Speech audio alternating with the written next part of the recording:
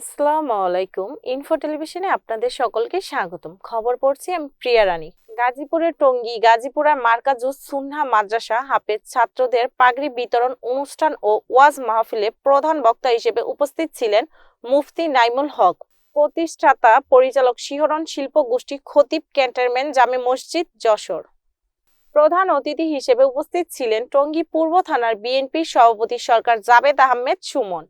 বিশেষ আলোচক হযরত মাওলানা মাহদি বিন রফিক। উদ্বোধক হিসেবে উপস্থিত ছিলেন শেখ সাজেদুল ইসলাম আহ্বায়ক, গাজীপুর মহানগর বিএনপি। এছাড়াও উপস্থিত ছিলেন কাজী হারুন ও রশিদ, কাজী হুমায়ুন কবির সহ উপস্থিত ছিলেন বিএনপির অন্যান্য নেতাকর্মীরা। সভাপতি সরকার জাবেদ আহমেদ সুমন তার বক্তব্যে বলেন, আজকে আপনারা দেখতে পাচ্ছেন সারা বাংলাদেশে একটি জোয়ার চলছে। ওয়াজ মাহফিল সারা বাংলাদেশের আনাচে কানাচে প্রত্যেকটা এলাকাতেই হচ্ছে। এটা কি ছিল? আমাদের মধ্যে ছিল না। ইসলামের কণ্ঠকে রোধ করেছিল এই স্বৈরাচার শেখ হাসিনা সরকার। এই যে যেই গ্রামে আজকে এই ওয়াজ মাহফিল হচ্ছে, এই গ্রামটা আওয়ামী লীগের ঘাঁটি হিসেবে পরিচিত। বিএনপির নেতাকর্মীরা এখানে খুব কম সংখ্যকই বিএনপির নেতাকর্মী ছিল। তাদের দৃঢ় মনোবলের কারণে আজকে এটা সম্ভব হয়েছে যে আমরা এখানে আসতে পেরেছি।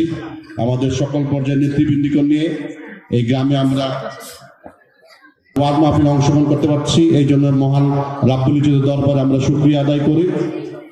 আগামীতে যেই সরকার আসবে, আশা করি আমরা সেই সরকার ইসলামের পথে থাকবে, ইসলামের আলোকে এই দেশ পরিচালিত হবে।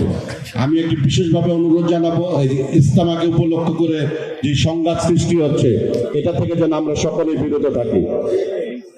কারণ ইসলামের পথেই চলবে। আমরা এখানে এসেছি, এখানে কোরআন ও সুন্নাহর আলোকে আলোচনা হবে, সেখান থেকে আমরা শিক্ষা গ্রহণ করব।